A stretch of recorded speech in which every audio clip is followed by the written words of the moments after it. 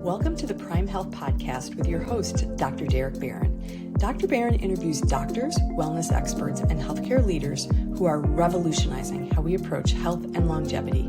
The Prime Health Podcast explores breakthrough science, personal and patient stories, and practical insights that are shaping the future of health and wellness. So sit back, listen in, and prepare to transform how you think about your path towards Prime Health with Dr. Barron and his special guest.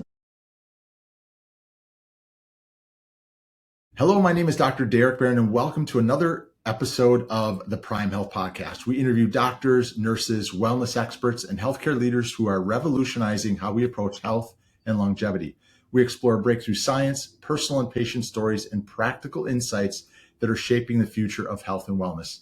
Now, before we jump into today's episode and our amazing guest, just a quick note from Growth Solutions, our sponsor. They are your business growth partner for busy health and wellness professionals.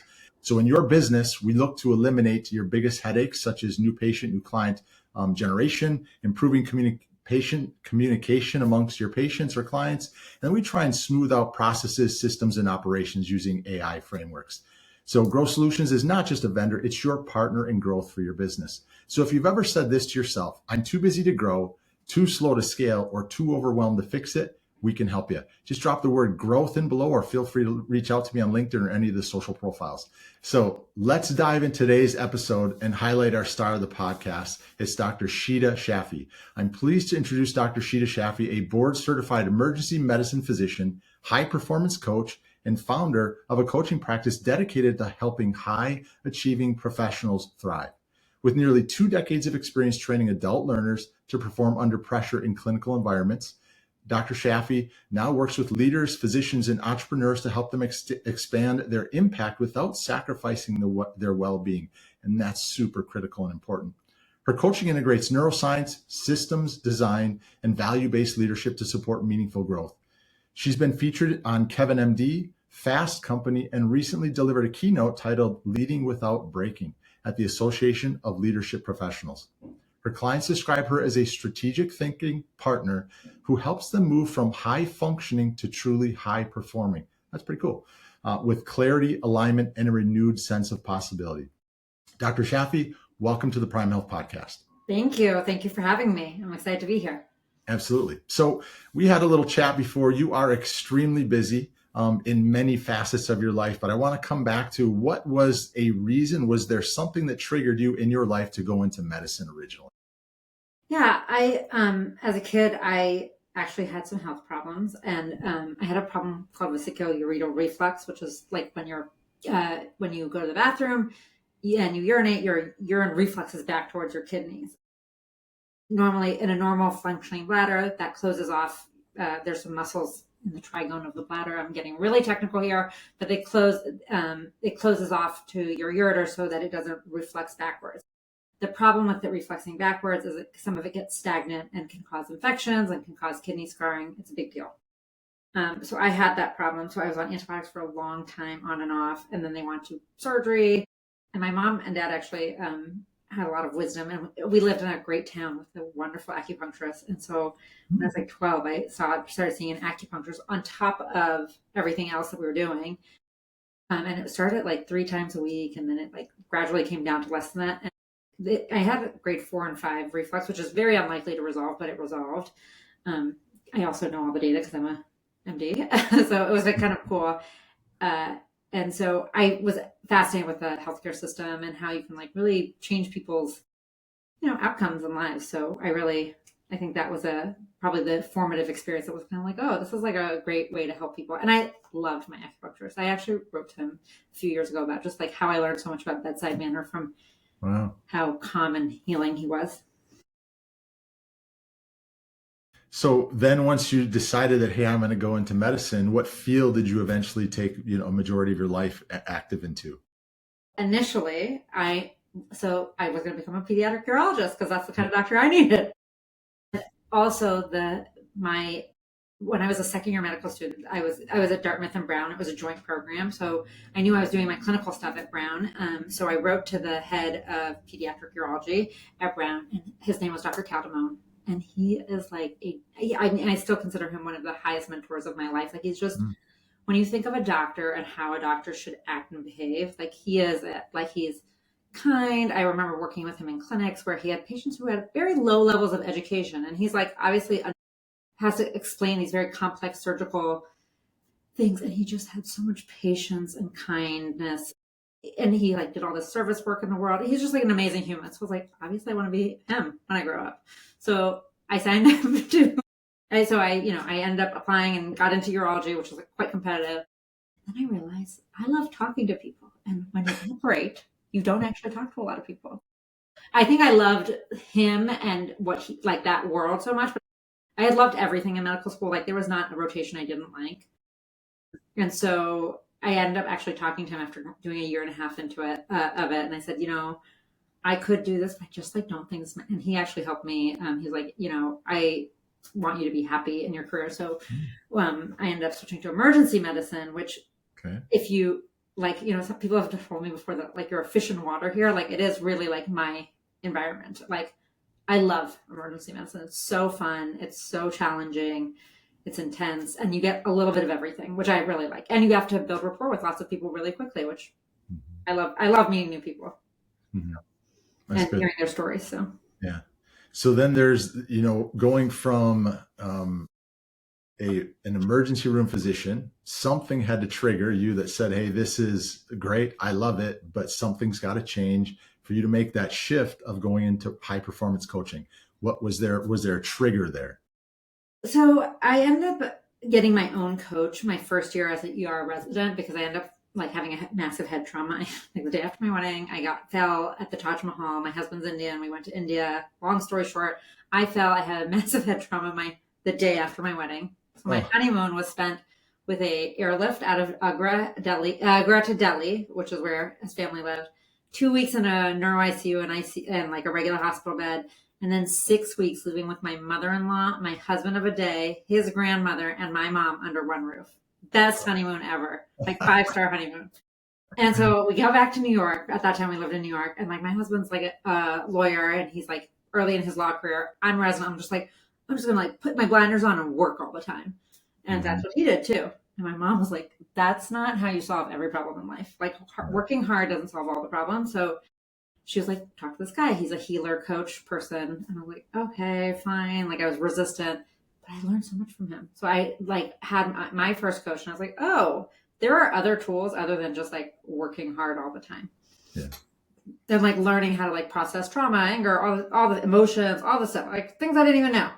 So loved it. And my husband was like, whatever you're doing, I want that. Yeah. And so he kind of got interested in this guy too.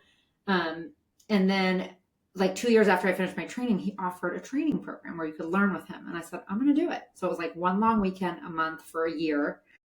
And I did it. And my husband was like, I want whatever you're doing now. And so he did it the following year. And then my plan was like, what I'm going to do is when I'm retiring from medicine, which at that point in time was like never, like I didn't have I was like, I'm going to get old one day and not want to work in like a hospital at like 2 a.m. I was in my 20s at that point. I will become a marriage counselor for people who have, or like a marriage therapist coach, something like in that space, help people with their relationships who are in high pressure fields. Because both my husband and I had high pressure jobs. And I just felt like he gave us so much like different ways of thinking about that. And I love that. So that was the plan. And then 2017, we moved to Rhode Island. We had our twins. It was like super fun. We were excited to be back in Rhode Island because that was like kind of the dream. Then 2020 happened, COVID happened, and like our department started devolving. So emergency in Rhode Island did really poorly in COVID. We have a very old population, a lot of multi-generational living, lots of high degrees of like depression and suicidality. All these things, like all of that got turned up during COVID. And like even like I helped open the first field hospital in Rhode Island. Like it was like a lot going on. And I was just like, oh, I know what to do here. Like you can't go to the bar, you can't do those things, but like there are ways to resource yourself and to resource like how to take care of yourself in these times. So I started putting together programming. And so I sort of became like a leader in that arena for my group. They actually like nominated me for a national award, which I won, which was like super fun. And so then I just like started out of that, I was like, oh, well, I guess maybe people need this now. And maybe they don't need it in their marriage right now. They might need it around their career. And so then I sat again for a new coaching certification because I had, I hadn't been in that space in a while. And so I just like started doing that. And then it just sort of grew by word of mouth. And it was initially just like helping doctors, but then other people I realized that the thing that people really need help with is like, they feel like there's something wrong with them for having stress.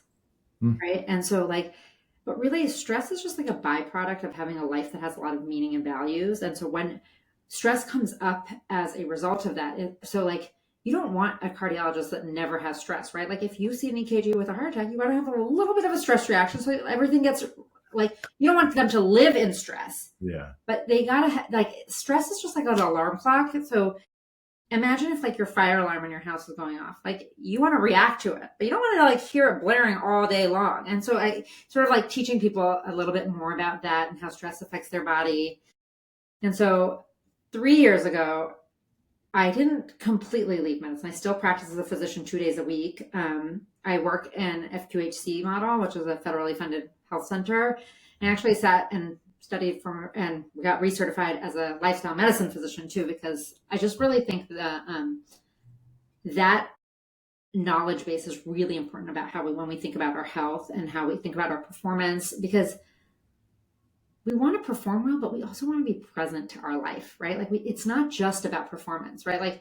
You can spend your whole life thinking about how to grow your business, how to grow this thing, and you want to do that well, but you also want to be able to sit and have dinner and not be thinking about how to grow your business at that point and just enjoy the dinner in front of you. So it's really how do I shift from performance mode where all I'm thinking about is how to get this out, how to do the things, and then how do I move into presence, and how do I get facile and quick into adjusting between those spaces. Yeah. So do you think you would approach your coaching practice differently if you didn't have that lifestyle medicine background? I think it's additive, right? I think my coaching I was talking about with another coach actually earlier today about how what I love about medicine, what I love about coaching, if you're doing it well, you're always growing, right? As the provider, as the practitioner, right?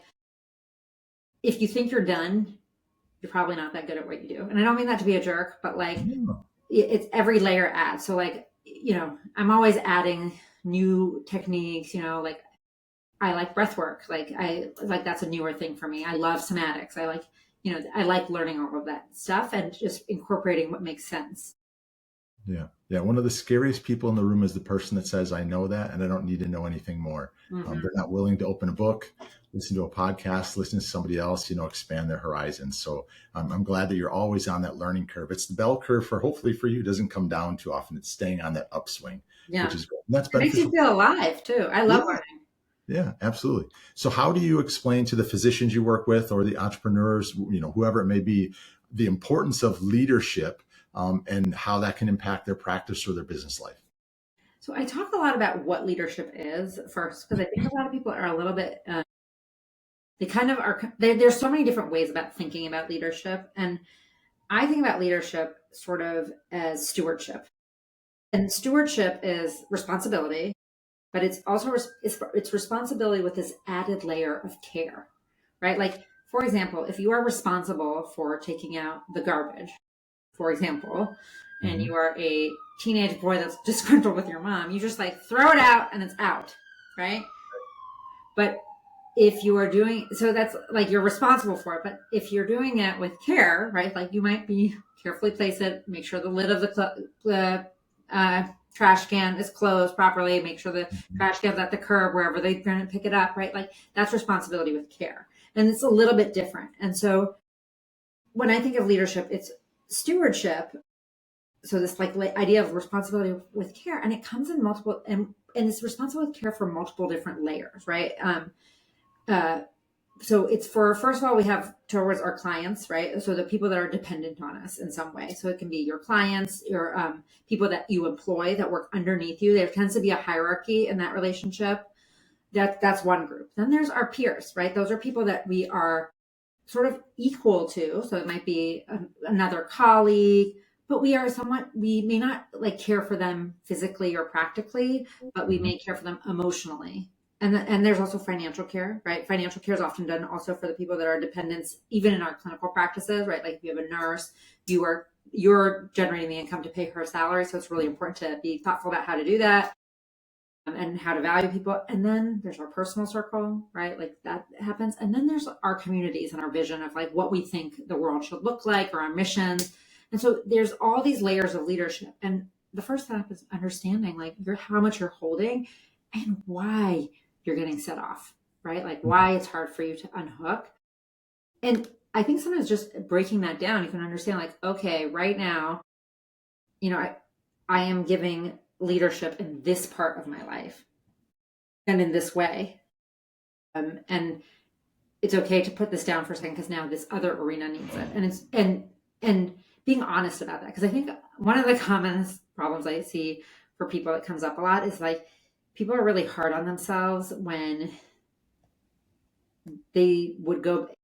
when something changes in their workflow, and they would still maintain the same choice, even if they had like a time machine to go back, but they're still like very hard on themselves because it's not what they wish would have happened. Right. Like, and what I mean by that is like, for example, like your mom falls and breaks her hip. So you have to cancel your clients for the day to go take care of your mom. Like no one wishes that their mom fell, but like that is actually not under your control. And in that moment, you have the choice of disappointing your mother and not showing up for her, or disappointing some of your patients or your clients. And like that, like that's just a choice. And you have to choose who you're going to disappoint more sometimes, because you hold these two people, like your personal circle of responsibility and your professional circle of responsibility. And it looks different for different people. And I work with surgeons, and one of the things we had an OBGYN, and it's like, one of the hard parts of your job is that if you are operating on someone, it really doesn't matter what's happening outside of the operating room. Whatever is happening, your duty is going to keep you in that room. And you don't, like, there's nothing you can do about it. Like if, God forbid, her mom broke her hip and she's doing a C-section, doesn't really matter. She has to stay in that C-section, right? Because that duty, but if you, have clinic that day and you can reschedule your patients, maybe it looks different. And understanding those nuances and really like putting words to that, I think helps people sort of understand why they're making the choice they make, as opposed to reflexively being overly harsh on themselves. Yeah.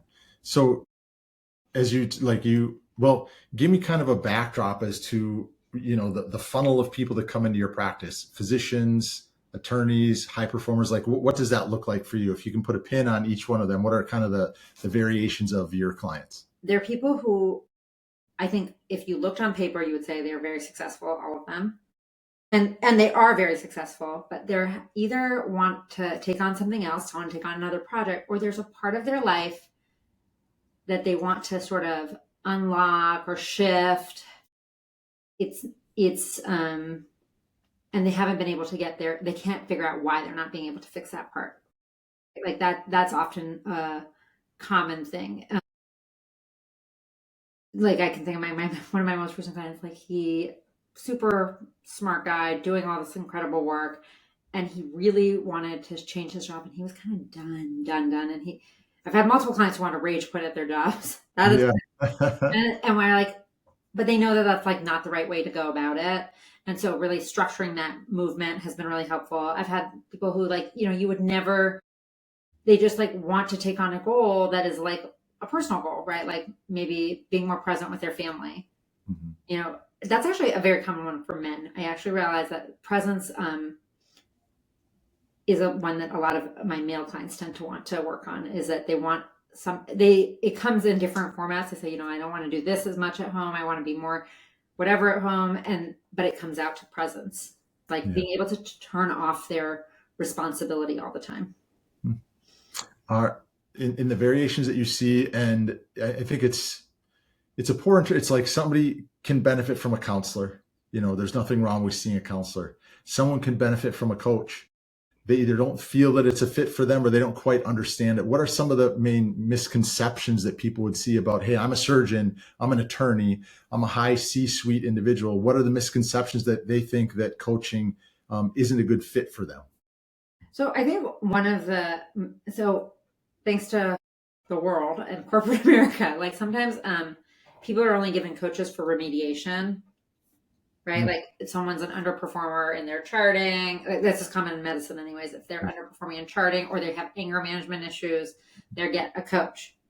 And there's nothing wrong with that. There are coaches who do that kind of work. That's not actually the work I do. And what I like to tell people is like, when you think about like Michael Jordan, top basketball player in the country ever, like one of the top greatest basketball players of all time. He was the number 1 draft pick rookie. He played for several years on the Chicago Bulls and like could not get a win in. And it wasn't until Phil Jackson came in that like there was some coaching, there was some cohesiveness of the team that they could take his raw talent and like make it work within the system that he was in. And then the Chicago Bulls became the Chicago Bulls of the 90s, right? Like what an incredible, like the dream team as they were then, right? So you, and like when you think about, I'm a big tennis person, right? I love tennis. You know, like Alcaraz has a coach. His coach probably can't beat him in tennis, but he can show him his blind spots. And for leaders, especially, one of the biggest challenges is leadership is lonely, right? Like if you're a CEO of a company, which I mean, this is a lot of the people I work with are in this space, like who can you talk to about the challenges, right? Like you cannot talk to your subordinates, right? You can talk about the strategic challenges with your teammates, right? But like there is emotionality behind it and like the frustration, all that stuff. Like maybe you can go home and talk to your partner, your wife, but here's what happens. Your wife is also taking care of some kids. Maybe your mom had to go get blood work and she drove your mom. She's not really trying to be your emotional support person on top of like logistical support for your life with you. And like, it gets tired to be like being married in a task relationship where all you do, like all your communications are about tasks and frustration. Like that's not very fun. And like, so, and you often don't have other, like, you can't really go talk to the CEO of the other company across town necessarily. Like that's not really so this is a really great space for coaching because you can talk about the frustrations without judgment, without having someone that's in your space who can sort of like guide you. And the thing with coaching, it's not really, I mean, you can use it for dysfunctional behavior too, but I love coaching for optimizing things. Like, okay, I am functioning, but I'm not functioning at the optimum. I'm not like enjoying it as much as I could be. And I think that's really where it's really powerful. And we also break up a lot of dichotomy. Like one of my clients didn't like how much he was drinking. Like that was not like exactly what he came for me for. He came for me for another thing, but he like didn't like it. But he's not an alcoholic. He doesn't have like a real issue with like addiction. It's more that like he just like thought it wasn't great. And so it was very easy for him, like, well, maybe I just like need to go cold turkey. And I was like, okay, well, like, what does that cost you to go cold turkey? Like, and I'm someone who doesn't actually drink alcohol. I don't like drinking. I'm, lifestyle medicine trained, all the things. I was like, what does it cost you? And occasionally when I'm in Italy, I'll have a glass of wine or somewhere nice, I'll have a glass of wine. But so just so you know, but we realized like there is this social lubrication and a social contract that happens with like going out for like drinks after work with certain people and whatever. He didn't really want to give that up. Like that part of it, he just like didn't want to just be like drinking just like out of habit in other arenas. And so really getting specific, right? Like it's not like we can get, if we don't have time to like really look at this minutia of our life, which seems like minutia, we can't make the adjustments we really want to make. And then we just feel bad all the time.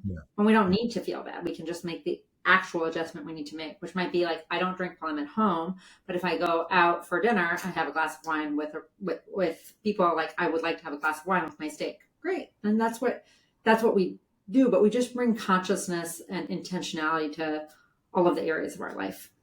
Yeah.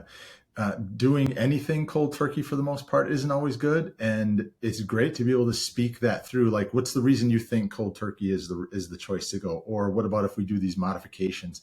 And it's hard when we only have ourselves in the mirror to talk back and forth to. Having a coach that understands your background, understands your vision as you move forward. So Dr. Shafie, when you work with some of these clients, I would assume you have like the North Star or their Mount Everest that they want to get to. But is there ever a point in which they're going in this direction, and by listening to them, they should actually try and ascend the peak on the other side? You have those differences in those conversations with them? Yes, of course. And I let people take their own path, but we like notice what's not working. Because sometimes like you have to try different paths to see what makes sense. And when you're talking about this idea of Mount Everest, like, this is something like I say a million times, we need metrics, and the only metric can't be, am I at the summit or not? Like, cause that's right. Like, somebody's goal is to make $100,000 in their first year of business. That's a great goal. We cannot only measure that goal though, because then it's like a very dichotomous, yes or no, did I get $100,000? Or if it's to, if you want to like pay off some amount of debt or whatever it is, like if that's the only goal, that's not if we only measure that goal, am I at the summit of Mount Everest? We don't care about any of the process getting up there. And the process is actually what really matters. So I talk a lot about like looking at lag indicators, measuring parts of the goal that make it more likely for you to actually get to the top of Mount Everest, right? So it might be, did I get 100 yards in today or whatever it is? I don't know the measurements of Mount Everest, but you know what I mean? Like really measuring how you build consistency, and it changes over time, right? Like once you're getting in 100 yards every day, like, can I push it to 150? Can I push it into more than that? I don't know what the metric is for yards, meters, whatever it is, but as you see a lot of this stuff happening because of what's happening on Mount Everest, let's think of that. There's a lot of people that are actually going over dead bodies. Now, it's a grotesque thing to think about, but think about that high achiever in practice, in business, or climbing the mountain. That's a horrible experience to go through when you are climbing over the top of somebody that was looking for the same result you are going after. And what does that do for your mental game at that point in time? So do you ever deal with clients that are like, Dr. Shafie, I am stressed. This episode happened. You help them come off the ledge at times. Oh, yeah. I mean, that is a lot of the work, right? And also being how you talk to yourself when you have to come off the ledge, right? Like this, one of the challenges for high achievers in general is that like they have a lot of discipline and control in their lives, right? Like they're the one, like my people, like a lot of them, they're consistent about going to the gym. They're consistent about a lot of things. Not everyone is, but they're pretty good about being consistent in certain areas of their life. And so when they set a new goal and they're not consistent with it, they don't feel great. And then the other part of it is that like you can be as consistent as you want, and there's a whole outside of world that you actually don't have any control over. And so sometimes there are setbacks that have nothing to do with you, and yet high achievers tend to want to find a way to blame themselves for it, because if they can, then it gives them a locus of control. But like sometimes things happen in life that and when I talk about these, like when I was talking about like the hip fracture of the mom with the broken hip, like when something like that happens, like it doesn't matter how hard you're working on a goal for yourself, like, right? Like your goal might be like, I want to get out on clinic on time every day with all my notes done, right? Like that might be the goal. And maybe you saw your patients that day and you had given yourself 30 minutes to write your notes. And then you find out that your mom and might have a hip fracture, right? Like that's not you failing on your goal. It's making a different choice in the moment. And of those two choices, I always tell people like, go back. And if you could pause time and take as long as you wanted to think about what you wanted to do in that time period, would you rather finish your notes and have your mom wait 30 minutes longer? Or would you rather be by your mother's bedside and be okay with the fact that today I didn't finish my notes? What would you choose? And if you go back and you would choose the same thing, we don't get to beat ourselves up about it. Now, if you would choose differently for some reason, then the question becomes, well, what happened in that moment that you made the choice you made? And then we can be curious about it, because judgment will preclude any ability to learn. You judge yourself for it, like you are making a verdict. You were wrong, case closed. But if you're curious, you can sort of understand, like, okay, what happened here? Why did I make this decision? Yeah. Love it. Life is difficult. Add business on top of that, it's difficult. Add stresses of both. It just continues to get bigger and bigger and bigger. Yeah. From your practice perspective, your coaching perspective, what's your focus on right now in your business? I just love helping people with any sort of challenge. I love helping people be strategic about how they want to build their lives and build their businesses. So that's kind of my focal point. And my work is mainly referral based. So I haven't been like trying to grow my business per se so much. Yeah. That's good. I'm full currently. So that's lovely. Do you yourself deal with challenges in your business? My coaching practice doesn't have a lot of challenges. Real estate always has challenges. Yeah. Real estate just has lots of, things happen. People's buildings break, things break. Like and you just have to deal with them. I am a definite practicer of everything that I preach. So I'm pretty consistent with, like Lifestyle Medicine talks about 6 pillars. And I am very good at making sure I hit those 6 pillars of health. Like I exercise regularly. I have a lot of community. My biggest stress relief is tennis. I do a long meditation once a week. I do short meditations every day. Like I'm pretty good about connecting to that part of my space self and keeping my, I have a lot of energy, but I am very conscious of what I do with my energy in this world. Yeah. Love it. So back to your clients for a moment here. How do you help them, or do you set realistic expectations for themselves? Yes. We set metrics. Like it is pretty because people very much overestimate what they can do in a short period of time, but they underestimate what they can do over the long term. And so it is a very metric situation for people. We set metrics, we figure out what's not working, and we use them as learning points. Like, why can I not hit this metric? And I think it's very key because some people want to go from 0 to 1 million in overnight, and you're like, okay, why that timeline? And noticing what they want to avoid by going there fast, right? And then being like, okay, well, are you willing to sacrifice all this other stuff? Because there's always energy. Energy is an exchange, right? And so if you're moving all your energy towards one goal, where are you detracting from? Or if you're trying to keep multiple things alive, like, can we increase the runway? How do we know if we're on track, right? And that's this kind of concept of lag indicators. Like, you need to know that you're making progress, like even when the goal is far away. So if you're trying to summit Mount Everest, you need to understand that every day, whatever you're putting in is getting you closer to that. And because that's where the doubt really comes in. And so having metrics around that is really helpful. Okay. For jumping back towards your business, what's your vision for your practice in the next 3 to 5 years?